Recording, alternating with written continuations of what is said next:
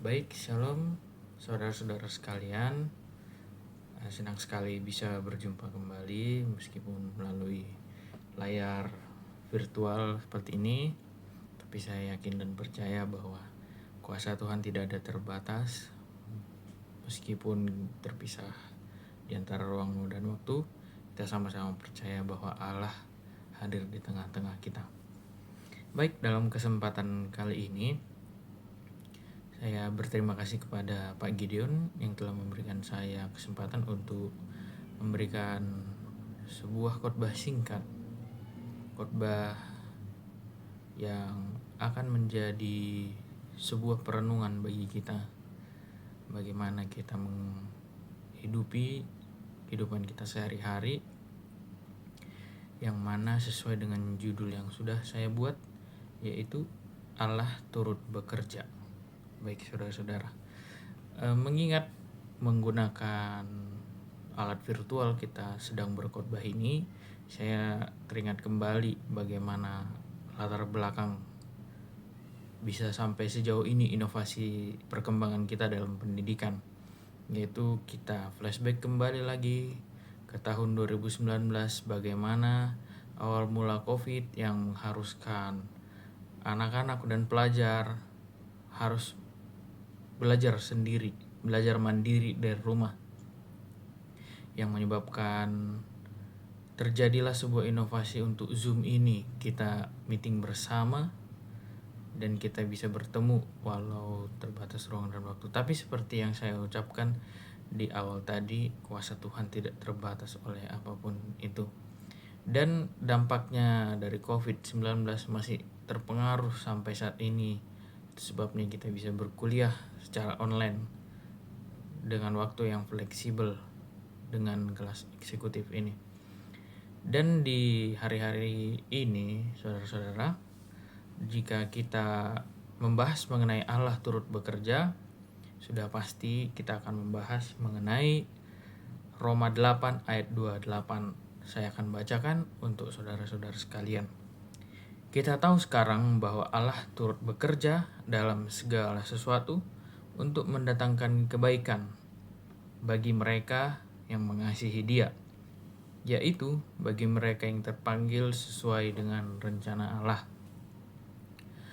Baik saudara-saudara, sebelum kita membahas lebih jauh mengenai Allah turut bekerja dan bagaimana Allah bekerja dalam kehidupan kita, perlu saudara-saudara kita ketahui bahwa Roma 8 ini ditulis oleh Rasul Paulus seperti yang kita tahu kepada jemaat di Roma, dan pasal yang ke-8 ini adalah puncaknya dari seluruh kitab yang ada di kitab Roma. Dan jika kita kembali ke ayat-ayat sebelumnya, itu di Roma, di pasal-pasal sebelumnya, Paulus kerap kali berbicara mengenai penderitaan. Paulus berbicara mengenai pergumulan dan keluhan umat Tuhan. Dan di tengah-tengah pembicaraan itu mengenai penderitaan, Paulus berkata di Roma 8 ayat 28, kita tahu sekarang, dan lanjutannya seperti yang tertera di layar, itu Paulus berkata dengan kepastian. Paulus kita lihat di situ tidak berkata kita berharap atau kita kira-kira, tapi dia berkata kita tahu sekarang. Itu adalah memberikan kita sebuah makna bahwa ini adalah sebuah kepastian. Supaya lebih gampang lagi kita mengerti saudara-saudara, mari kita bedakan ayat ini menjadi 4 bagian penting yang akan kita sederhanakan supaya nanti kita lebih gampang. Yaitu di yang poin pertama, Allah turut bekerja, yang mana artinya Allah itu tidaklah diam, Allah itu aktif. Dan di kalimat selanjutnya, dalam segala sesuatu, baik kejadian itu buruk ataupun kejadian itu baik, selalu Allah itu aktif, tidak diam, meliputi seluruh kejadian, baik itu yang buruk maupun yang baik. Tapi di atas semuanya itu, Allah bekerja untuk mendatangkan kebaikan.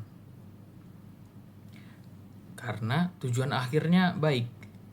Jadi Allah bekerja dalam segala sesuatu, yaitu Allah selalu aktif. Ujung-ujungnya adalah untuk mendatangkan kebaikan. Tapi mari kita lihat lagi di kalimat berikutnya, yaitu hanya bagi mereka yang mengasihi Dia. Ada syaratnya saudara-saudara, yaitu kita yang harus hidup dalam kasih kepada Allah. Jadi kalau kita hidup dalam kasih kepada Allah, tujuannya itu adalah baik. Karena Allah turut bekerja dalam segala sesuatu dalam kehidupan kita, baik itu yang buruk maupun yang baik. Dan yang dalam kata dalam segala sesuatu itu termasuk semuanya hal, bukan sebagian. Baik itu ujian, baik itu sakit, baik itu sehat, kekecewaan, kegagalan, patah hati, dan semuanya hal yang kita alami selama kita di dunia ini. Itu adalah yang termasuk dalam kata segala sesuatu. Jadi tidak ada satupun peristiwa yang sia-sia di mata Tuhan. Dan untuk kalimat untuk mendatangkan kebaikan, itu bukan berarti segala sesuatu dalam kehidupan kita ini selalu enak dan selalu tanpa ada masalah, datar, flat aja gitu. Tapi kebaikan di sini artinya yang berguna untuk kerohanian kita, yang mendekatkan kita kepada Tuhan. Jadi bisa saja kebaikan itu adalah karakter yang bertumbuh, iman yang makin kuat, dan ketergantungan yang penuh kepada Tuhan. Dan di bagian yang terakhir, bagian yang keempat itu, bagi mereka yang mengasihi Dia, yaitu yang terpanggil sesuai rencana Allah. Nah, ada dua kelompok orang yang menerima janji ini, yaitu mereka yang mengasihi Allah, yang hidupnya terpusat kepada Tuhan, dan mereka yang terpanggil sebagai orang percaya yang sudah diselamatkan. Jadi bagi kita yang mengasihi Tuhan Yesus, yaitu yang terpanggil sesuai rencana Allah, kita harus bisa dalam relasi kasih dengan Tuhan. Dan kita masuk ke pertanyaan pengarahannya. Bagaimana cara menghadapi hidup ketika segala sesuatu terasa tidak berjalan sesuai keinginan kita? Seperti yang di slide sebelumnya, saya berkata bahwa bagi mereka yang terpanggil sesuai dengan rencana Allah, bagaimana kita mendapatkan kebaikan dengan tujuan Allah yang bekerja dalam segala sesuatu, yaitu kita harus dalam relasi yang kasih dengan Tuhan.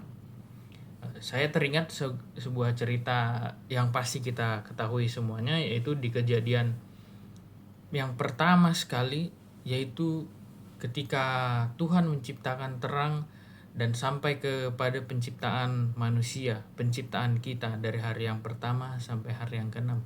Semuanya Tuhan sediakan untuk kebutuhan hidup manusia. Baik dari kebutuhan tempat tinggal, yaitu Tuhan sediakan bumi, Tuhan sediakan benda-benda penerang, lautan, daratan, pepohonan, dan semuanya itu boleh dimakan. Dan sampailah pada hari dijadikannya Adam, manusia pertama, yang mana Adam pada saat itu tidaklah membutuhkan apa-apa selain Tuhan. Dia tidak perlu memikirkan apa yang akan dia makan, dia tidak perlu memikirkan apa yang dia pakai, sebab saat itu matanya belumlah terbuka, karena dia bertugas untuk menama-namai ciptaan yang diberikan oleh Tuhan. Dan perintah Tuhan sangat jelas kepada Adam. Semua ini boleh engkau makan, tapi tentang pohon pengetahuan yang baik jangan dimakan. Hanya itu saja perintah Tuhan. Dan perintah itu langsung diberikan Tuhan kepada Adam. Dan relasi Tuhan dengan Adam saat itu adalah relasi yang baik, relasi yang kasih dengan Tuhan. Dan Tuhan memandang bahwa tidak baik kalau misalnya Adam itu sendirian saja. Jadi dijadikanlah Hawa sebagai pendamping yang baik untuk Adam. Dan seiring berjalannya waktu, di Kejadian 3 yang pertama sekali, Hawa jatuh dengan godaan dari iblis. Kenapa saudara-saudara? Karena kenapa bukan Adam yang digoda oleh ular? Saya sempat merenungkan bahwa karena Adam berelasi langsung dengan Tuhan. Perintah yang diberikan Tuhan langsung kepada Adam.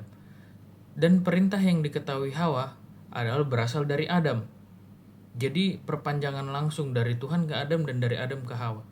Itulah makanya dikatakan ular adalah yang paling cerdik. Karena Hawa tidak mendengarkan perintah tersebut langsung dari Tuhan. Jadi memilih Hawa untuk menjadi targetnya. Dan itulah yang menyebabkan manusia pertama sekali mengalami kebutuhan setelah jatuh ke dalam dosa. Andaikan saja relasinya manusia dengan Tuhan itu terjalin dengan baik, dosa tidak akan pernah bisa masuk. Dan begitu pula dengan kehidupan kita sehari-hari. Jika kita menjalin relasi dengan baik dengan Tuhan, dosa tidak akan mungkin ada. Dan jikalaupun ada, kita tidak akan terjatuh. Sebab relasi kita dengan Tuhan adalah langsung. Dan mengenai kebutuhan manusia yang pertama sekali itu, mereka membuat cawat bagi mereka. Nah, kembali lagi ke pertanyaan yang tadi. Bagaimana cara menghadapi hidup ketika segala sesuatu terasa tidak berjalan sesuai dengan keinginan kita? Atau segala yang kita butuhkan itu tidak ada yang terpenuhi? Atau bahkan, apa yang harus kita lakukan agar kita tetap percaya bahwa Allah itu tetap sedang bekerja untuk kebaikan kita? Dari yang kita ambil di Roma 8 ayat 28, kita bisa tarik 3 hal yang harus kita lakukan. Yang pertama, jangan panik saat masalah datang. Dan yang kedua, mari kita jaga hati kita agar tetap mengasihi Tuhan. Dan kita mari belajar melihat ke depan, bukannya ke belakang. Kita sama-sama uraikan beberapa hal yang harus kita lakukan ini satu persatu ya. Oke, di bagian yang pertama, jangan panik saat masalah itu datang. Ketika masalah datang, reaksi pertama kita seringkali panik. Ini berkaitan dengan kebutuhan yang sudah saya ceritakan tadi. Masalah itu kerap kali tidak hanya mengenai kita melakukan sebuah kesalahan atau kita terjebak dalam suatu hal, dan mungkin itu berkaitan dengan kebutuhan saya, kebutuhan kita. Dan kerap kali kita bertanya, kenapa ini terjadi kepada saya? Kita sering mempertanyakan, Tuhan, apa salah saya? Nah, dari kita mempelajari Roma 8 ayat 28, kita dapat mengubah cara pandang kita. Masalah bukan tanda Tuhan meninggalkan kita. Dan masalah adalah bahan yang sedang Tuhan olah untuk kebaikan kita.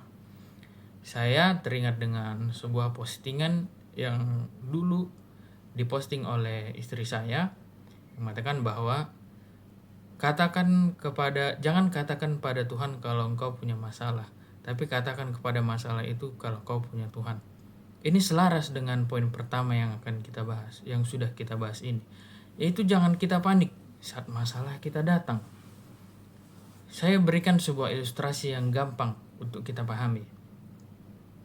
Pasti kita semua pernah memakan roti. Baik.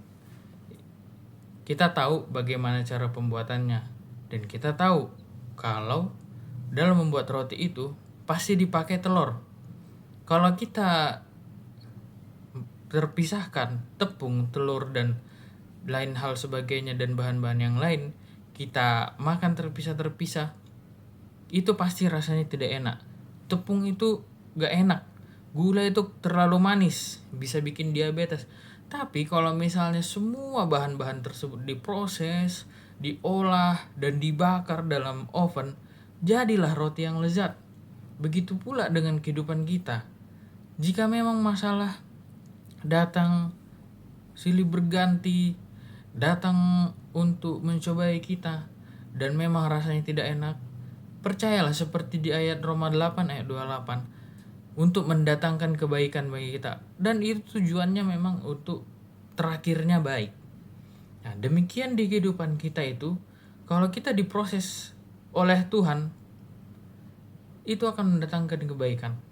Jadi mari di poin pertama ini kita bisa menarik sebuah ide bahwa ketika masalah datang, kita nggak boleh panik.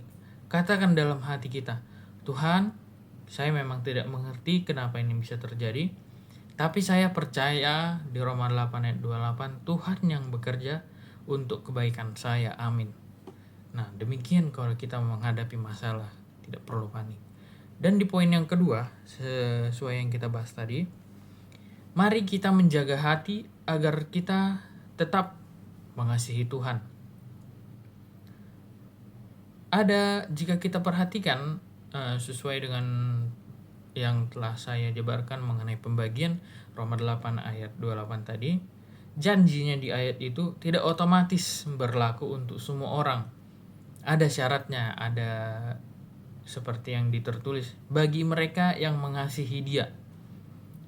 Ini bukan orang yang baik-baik saja secara agama, maksudnya agamanya KTP-nya aja, seperti kayak Kristen KTP.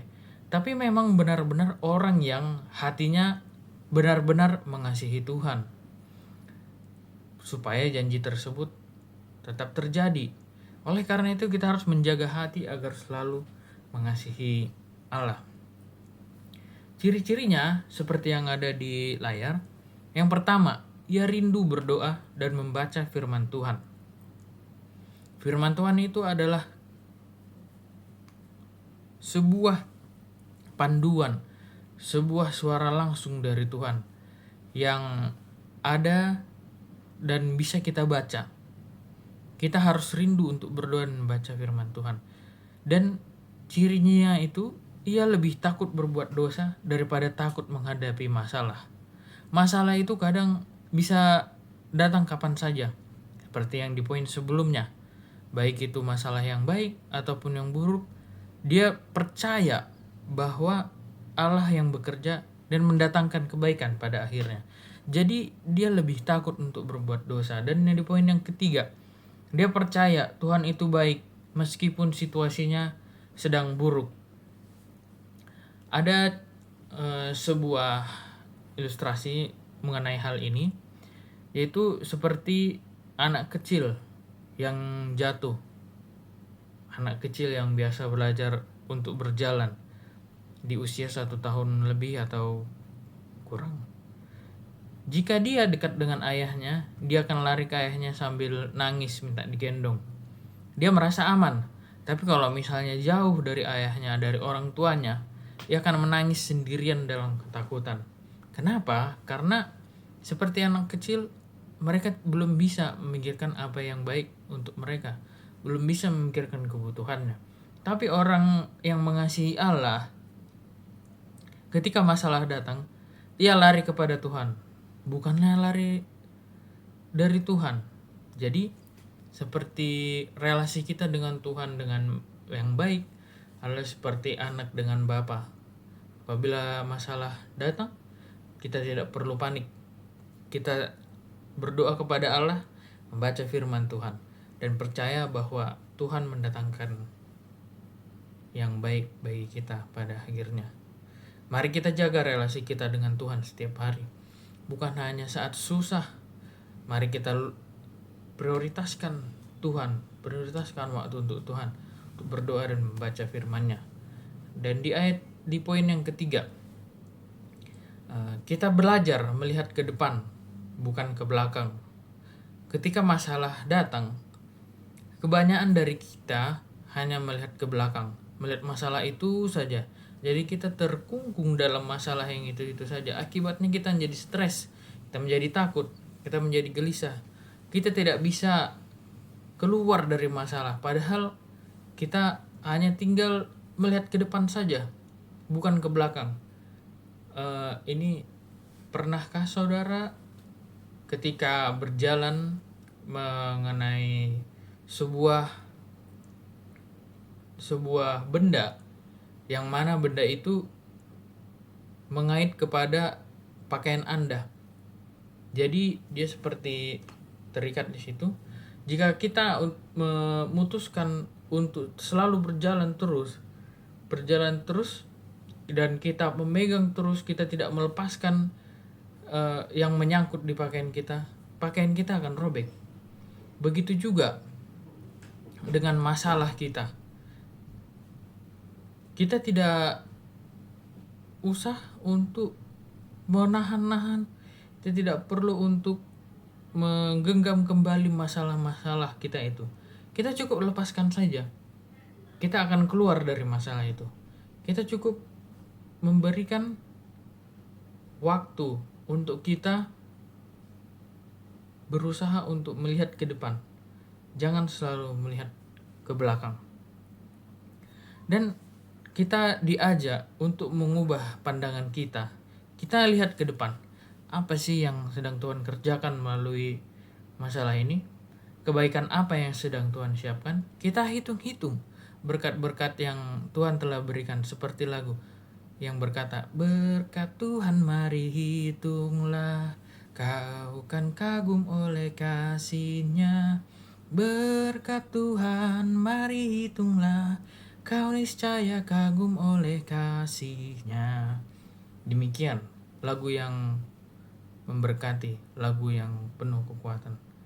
Dan saya ingin menyisipkan sebuah cerita di poin yang ketiga ini juga.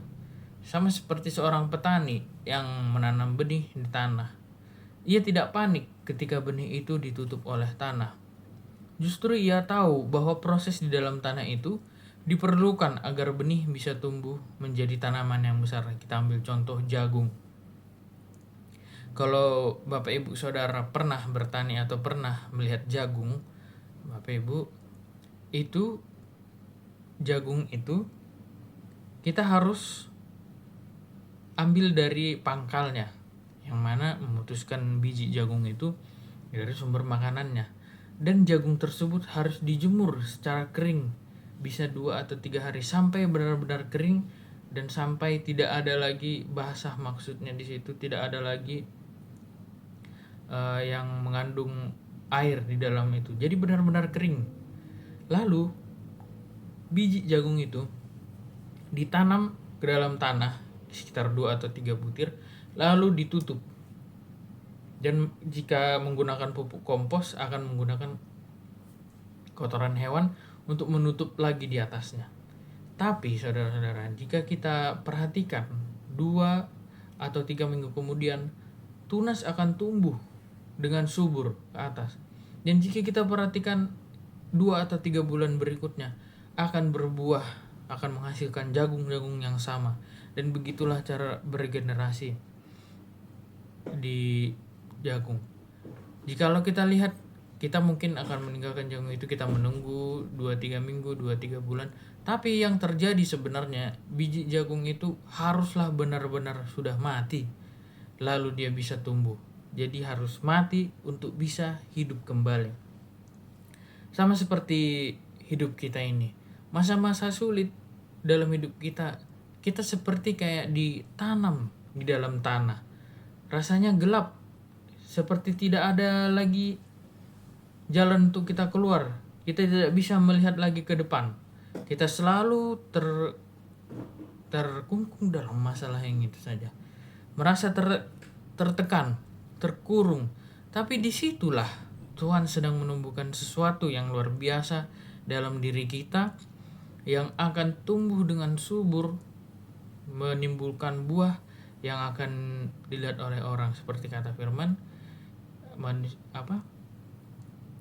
pohon bisa dilihat dari buahnya.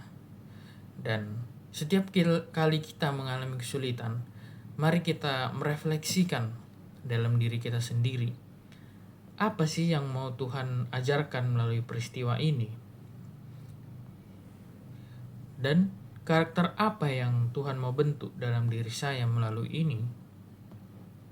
Lalu, bagaimana saya bisa bertumbuh lebih dekat dengan Tuhan melalui pergumulan ini? Kita tanyakan 3 hal tersebut.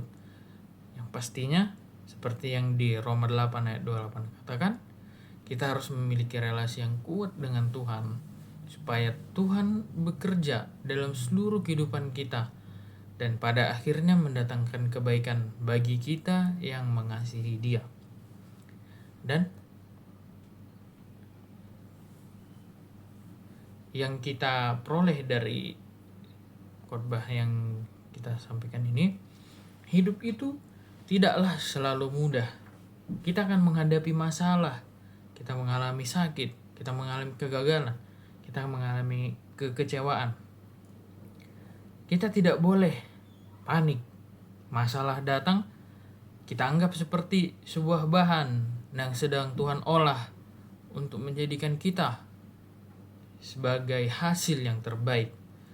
Dan selama kita diproses oleh Tuhan, mari kita tetap untuk mengasihi Tuhan, untuk kita tetap menjaga hati dalam segala keadaan, baik itu keadaan yang baik, baik itu keadaan yang buruk. Dan mari kita lihat selalu ke depan, percaya bahwa Tuhan sedang menyiapkan kebaikan buat kita. Jangan kita selalu terjebak, terkurung dalam masalah yang itu-itu saja, yang kita sebenarnya jika kita lepaskan, kita bisa beroleh kebaikan untuk kita. Karena kita yakin Allah bekerja dalam segala sesuatu untuk mendatangkan kebaikan. Dan kita tahu bahwa yang Tuhan minta dari kita adalah percaya bahwa Dia sedang bekerja. Seperti di ayat yang tadi, kita tahu bahwa itu adalah sebuah kata yang pasti, bahwa Tuhan sedang bekerja bagi kehidupan kita. Dan kita harus mengasihi Tuhan dalam segala keadaan.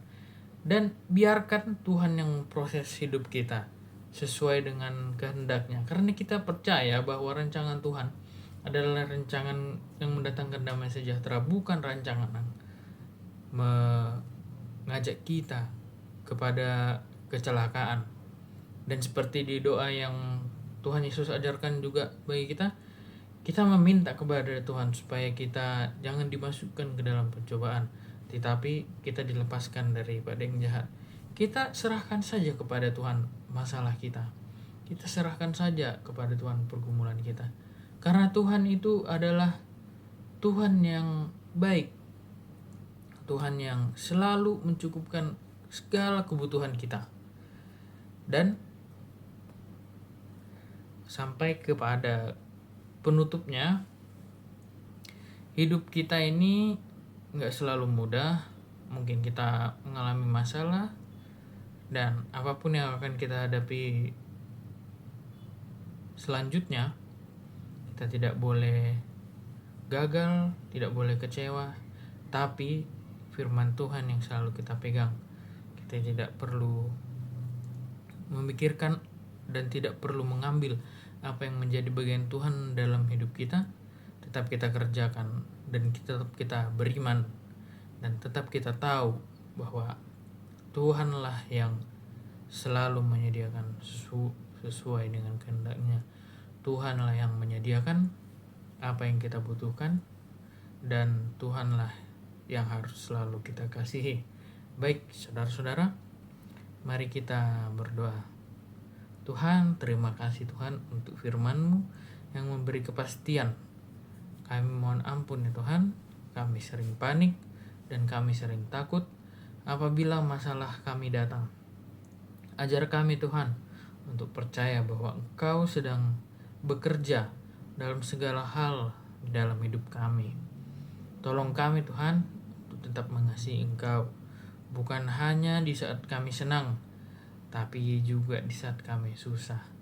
Kami serahkan ya Tuhan semua pergumulan kami kepadamu. Di dalam nama Yesus Kristus kami berdoa dan kami mengucap syukur. Haleluya, haleluya, haleluya. Amin. Baik, demikian renungan singkat khotbah yang disampaikan. Kiranya menjadi berkat bagi kita semua. Dan terima kasih. Shalom.